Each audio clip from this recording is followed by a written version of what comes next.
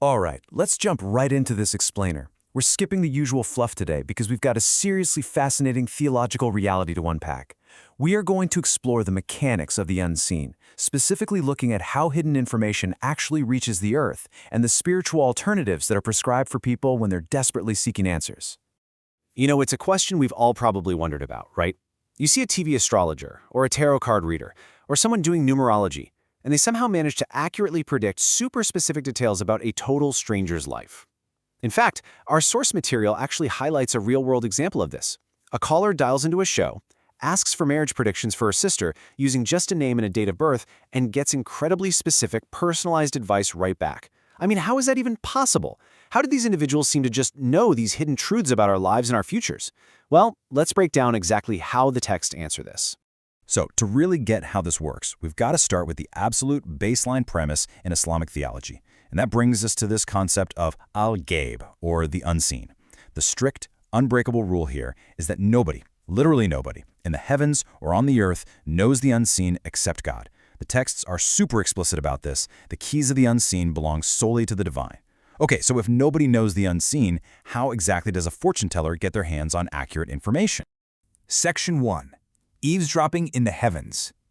Let's get into the actual cinematic mechanics of how this hidden information slips down to Earth, because it's not willingly given, it's stolen. Okay, picture this. According to the prophetic traditions in our sources, when a matter is officially decreed in heaven, the angels beat their wings in submission. It's described as sounding like a heavy chain beating against a rock. And as these angels converse in the clouds about things that are going to happen down on Earth, jinn, these unseen entities, attempt to eavesdrop. They literally stand on top of one another, forming this massive vertical chain reaching all the way up toward the heavens. When the jinn at the very top manages to hear a single word of truth from the angels, he instantly passes it down to the one beneath him. And then that one passes it down and so on, all the way down the chain until it's finally dropped into the ear of the sorcerer or the fortune teller down on Earth. Now, what's really wild about this is the huge variety of methods people use down here. Someone might be reading sand, or looking at leftover tea leaves in a cup, or calculating name numerology, throwing stuff into iron pots, or reading tarot cards. But Islamic theology views every single one of these identically. The earthly method, it's just window dressing. The actual source of that hidden information, that one stolen word passed down the chain of jinn, is exactly the same across the board. The whole shebang just falls under the umbrella of fortune telling. Section 2. One truth, 100 lies. Because of course, there's a massive catch to all this stolen celestial knowledge. The heavens aren't just left wide open, right? They're heavily guarded. Our sources explain that as these jinn are frantically trying to pass that stolen message down their chain, they're often struck by a flaming fire, or shooting star. And a lot of times this fiery projectile hits the jinn before they even have the chance to pass the message on, which just completely stops the information dead in its tracks. But sometimes, a jinn actually manages to pass that one little word down just a split second before getting hit.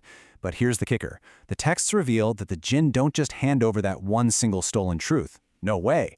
They add 100 lies to it. So by the time that information finally makes it to the fortune teller, it is this massive, tangled web of deception, all built around just one tiny little fragment of reality.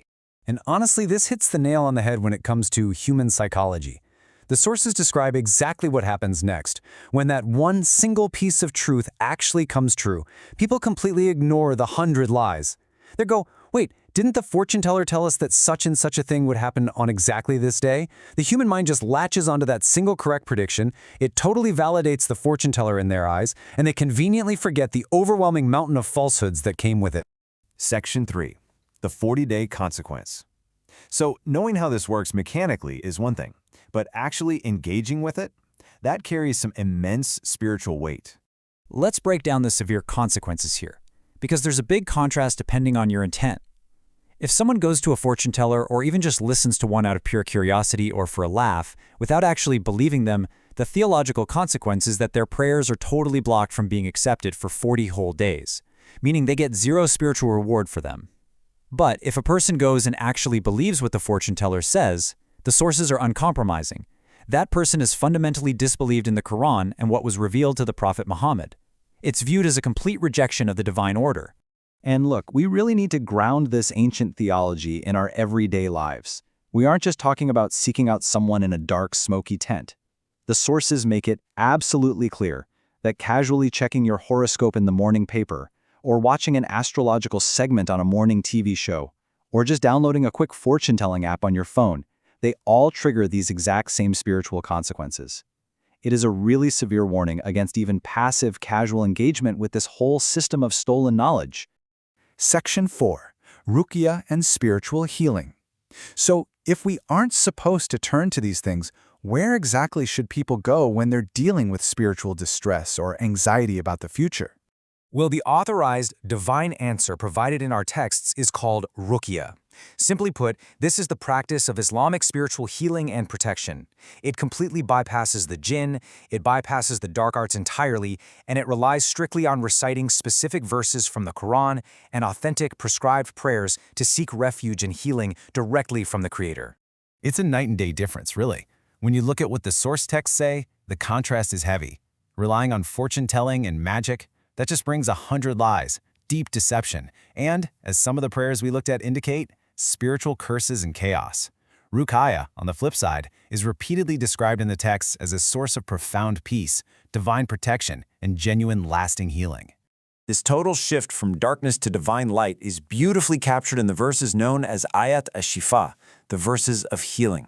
These are recited heavily in Ruqya, and as the text itself explicitly says, the Quran is identified directly as a healing and a mercy.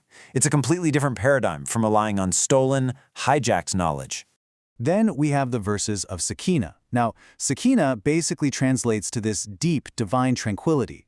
The sources are reminding the believer that true peace during times of fear or uncertainty, it doesn't come from knowing the future through a tarot card. Real peace is actively sent down into the hearts of believers directly by the divine. So, when you summarize the Ruqya texts we reviewed, a believer essentially has this incredibly clear spiritual toolkit to protect themselves from unseen harms. Instead of paying someone for 100 lies, you utilize the verses of healing, the verses of tranquility, the foundational chapter of the Quran known as Surah Al-Fatiha, which is repeated over and over in the sources for its protective properties, and very specific prayers that seek refuge from the whispers of devils and the evil of the unseen. Which brings us to a final thought for this explainer. We've just walked through the actual celestial mechanics of how a single truth gets hijacked and bundled with 100 lies, and we've seen the divine alternative that promises real healing and peace without all the deception. So, when you are facing the inevitable anxieties of the great unknown in your own life, where are you going to place your trust? Are you going to rely on the chaotic whispers of the unseen or the profound tranquility of divine reliance? It's definitely something to deeply think about. Thank you so much for joining me on this explainer, and keep questioning, keep learning.